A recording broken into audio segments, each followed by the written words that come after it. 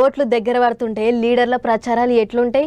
ఎన్నడూ లేనోళ్ళు కూడా పబ్లిక్లకు వస్తుంటారు. అక్క, చెల్లె, అన్న, తమ్ముడు, బాబాయ్, అవ్వ, తాత అనుకుంటా మస్తు మస్తు ముచ్చట్లు చెప్తుంటారు. పక్క పొంటి కూర్చొని భుజాన మీద చేయేసి ముచ్చట్లు చెప్తుంటారు. పబ్లిక్కు సపర్యాలు చేస్తుంటారు. ఇప్పుడు ఏపీలో కూడా అట్లనే మస్తు జోరుగా అవుతున్నాయి ప్రచారాలు. అందరేమో కానీ గీ మేడం చూడుర్రి ఏం చేస్తున్నదో.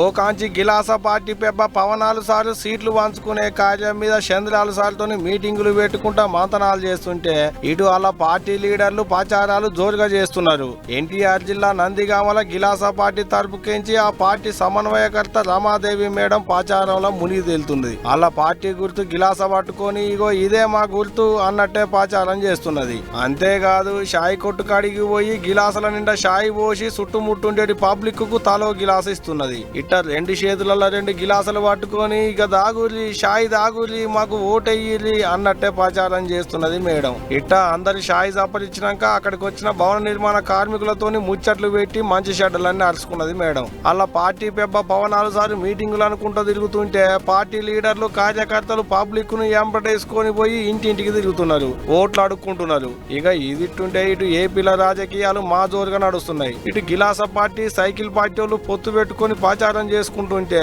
అటు పంక పార్టీ వాళ్ళు షెయి పార్టీ వాళ్ళు ఆల తరీకలాళ్ళు ప్రచారాలు జోరుగానే చేసుకుంటున్నారు. ఏదన్నా గానీ ఇది గానీ ఏపీలో 3 పార్టీలు ఉండుతో రాను రాను 3 ముక్కలాట అన్నట్టే నడుస్తున్నది పోండ్రి రాజకీయం.